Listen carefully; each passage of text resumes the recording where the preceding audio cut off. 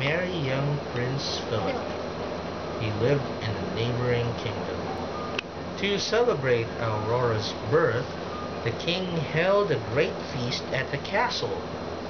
People came from near and far, bringing gifts for the child. You know who else received gifts when he was born? What? Starts with a J. Okay, Jesus. Very good. Jessie thought it was her name. 3 good fairies came to the feast, and they brought the baby special gifts. "Mine shall be the gift of beauty," said the first good fairy. "Mine shall be the gift of song," said the second gift. And before the third good fairy could speak, an evil witch named Maleficent.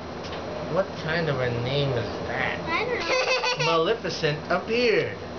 She was angry because she hadn't been invited to the feast. Maleficent warned that on Aurora's 16th birthday, the girl would prick her finger on a spinning wheel and die. But the third good fairy had not yet spoken. "No, the princess will not die," she said quickly. "She will only sleep until true love's kiss breaks the spell." To keep Aurora safe, the king and queen secretly sent her to live with good fairies. The fairies called the child Briar Rose, so that Rosie. no one would know who she was. Rosie. Rosia.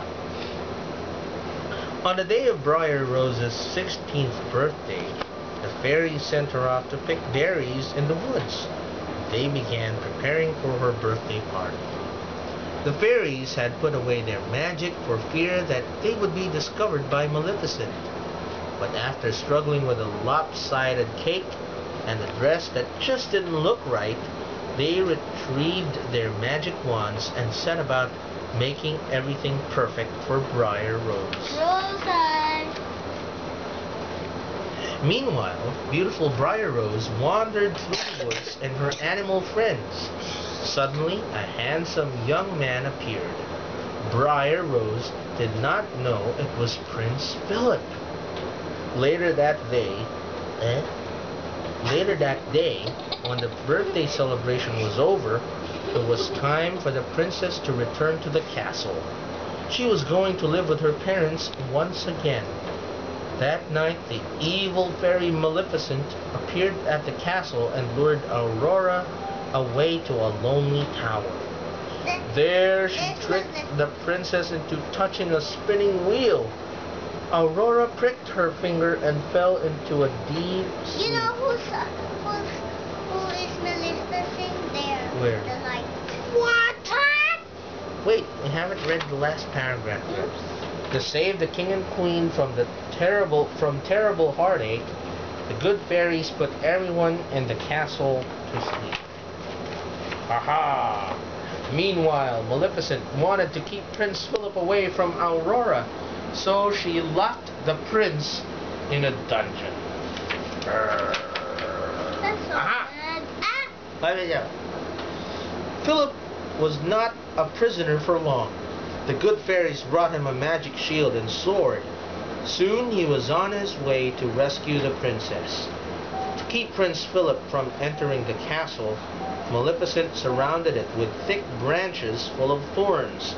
But that didn't stop the prince. Bing!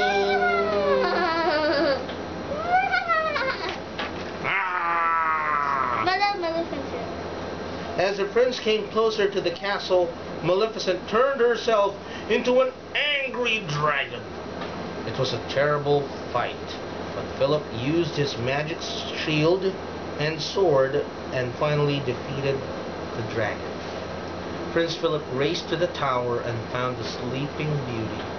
He kissed her tenderly, and the princess awoke.